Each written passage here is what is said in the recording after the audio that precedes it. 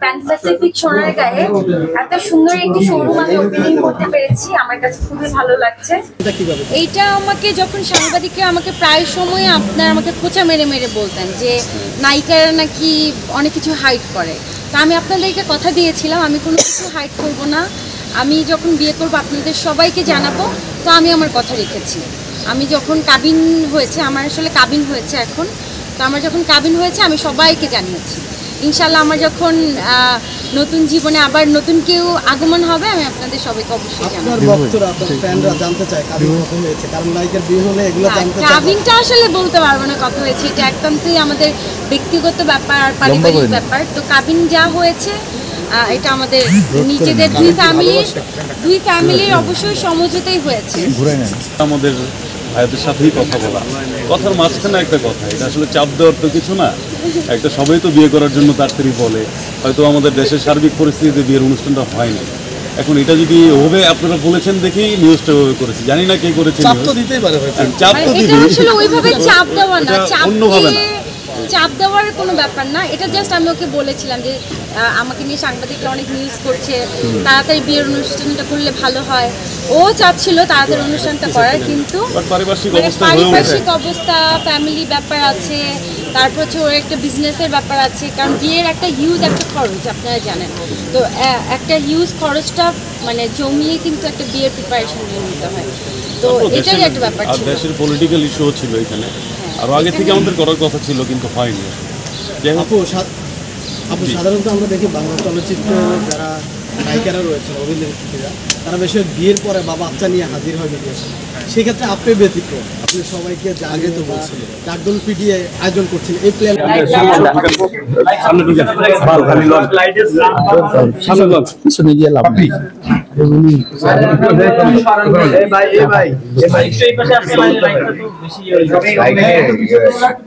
সবাই পিছনে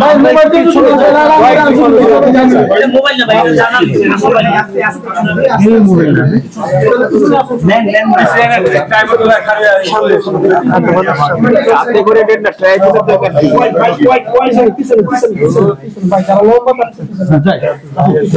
আপনি যাবেন মানে এখানে টাইপট লাগাইছে না, টাইপট লাগাইছে না, টাইপট লাগাইছে না, জারিদল কি আছে খালি প্লিজ ভাই প্লিজ দেখাইতেছেন আপনি সব সময়, এই চুপ থাকেন ভাই, সবাই পিছনে দেখাইতেছেন ভাই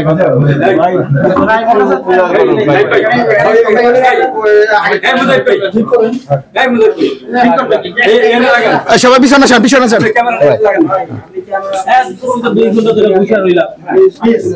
ওকে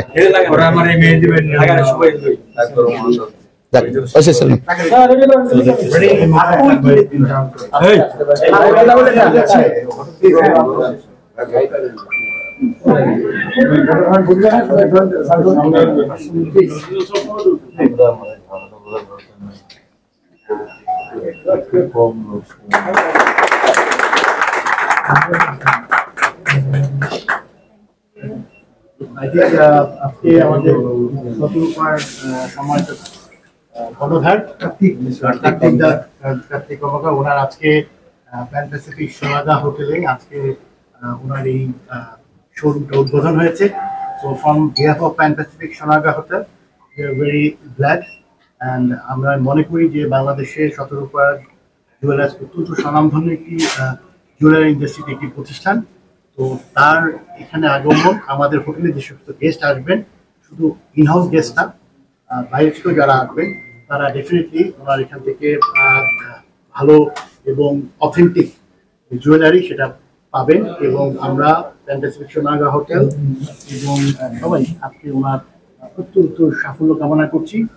আজকে এই অনুষ্ঠানের আর তার পাশাপাশি বৌদি অনেক ভালো, দাদা অনেক আন্তরিক, আর দাদার এত বড় একটি প্রতিষ্ঠানে আজকে আমি আসতে পেরেছি, আমার কাছে খুব ভালো লাগছে। সঙ্গে ভাইয়া আছে, আজকে কি ভাইয়া কিনে দিবে কিনা?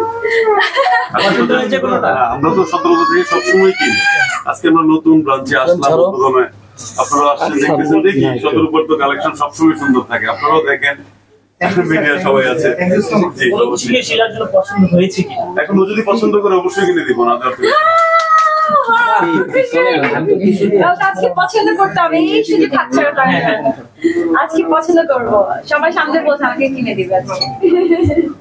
আর দাদার ইয়েতে আসছো, আমি কিনে দেওয়ার দাদা দাও তো এক সমস্যা কি না, নিজেদের প্রতিষ্ঠানে তো কিনাকারের কিছু নাই। হ্যাঁ সেটাই। আর কোনো কোশ্চেন কারো থাকলে এইখানে না, বাইরে করবো। তাহলে আমরা এখানে অফ করি। হ্যাঁ আমরা বের হয়ে যাই, আসতে বের হয়ে যাই। না যেহেতু নতুন প্লেস তো